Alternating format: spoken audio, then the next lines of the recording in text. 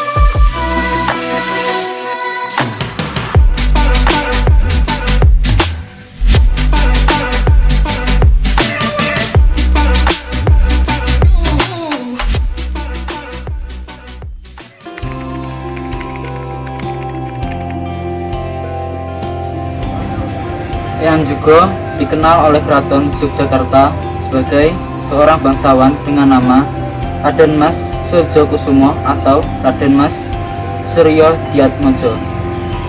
Dalam naskah yang dikeluarkan oleh pengageng keraton, ia dinyatakan merupakan keturunan penguasa Kesultanan Mataram. Naskah itu menjelaskan bahwa Purbawana I memiliki putra bernama Bandara Pangeran Harjo Diponegoro yang kemudian memiliki putra bernama Kanjeng Kiai Zakaria. Menurut naskah tersebut, Eyang Jugo adalah anak dari Kiai itu, dan dia mengubah namanya mengikuti ayahnya. Eyang Jugo dikatakan pernah menasihati spiritual dan pengawal Pangeran Diponegoro. Setelah kekalahan dan pengasingan Pangeran Diponegoro ke Manado pada tahun 1830, ia dikabarkan melepas atribut kebangsawanannya dan pergi mengembara. Eyang Jugo mengembara dari Yogyakarta menuju Sleman, Nganjuk, Bojonegoro, dan berujung di Blitar. Di kota Blitar, ia terkejut dengan keberadaan Kadipaten Belanda dan merasa masih terlalu dekat. Ia berpindah 60 km ke Desa Sanam di Kecamatan Kesamben di tepi Sungai Brantas.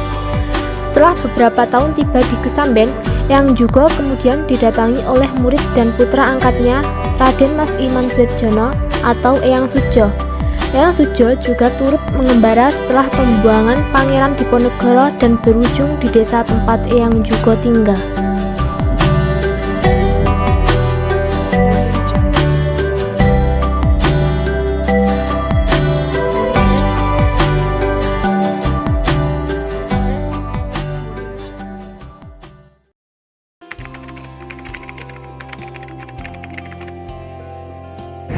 Pada saat itu, Eyang Jugo tiba-tiba muncul di depan sekelompok anak-anak penggembala di desa Jugo.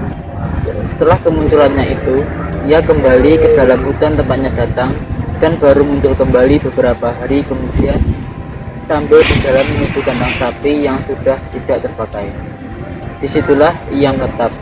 Pembawaannya yang tenang dan sikapnya yang berwibawa membuat masyarakat segan mendekatinya. Di Jugo, ia bertemu dengan Tosiman yang menanyai asal-usulnya. Agar tidak dicurigai, Mbah Jugo lalu mengatakan dirinya sedang Sajugo atau kalau dalam bahasa Indonesia artinya sendirian.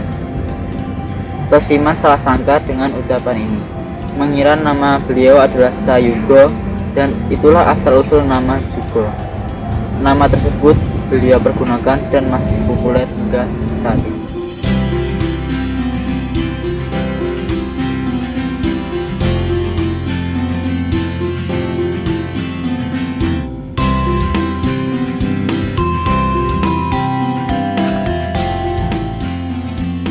Di Kesamben, ia bersama dengan Eyang Sujo tinggal dan mendakwah Islam, ajaran moral, cara bercocok tanam, pengobatan, serta keterampilan lain.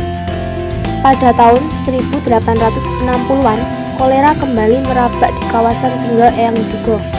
Ia dikabarkan keluar dari hutan, tinggal di kandang sapi, dan meminta warga yang terkena penyakit ini untuk membawakan air. Air yang dibawa tersebut kemudian didoakan dan orang yang meminta air itu akan sembuh setelah meminumnya. Bagi yang tidak bisa bangkit dari tempat tidurnya, air yang telah didoakan tersebut akan dibawakan langsung kepada mereka.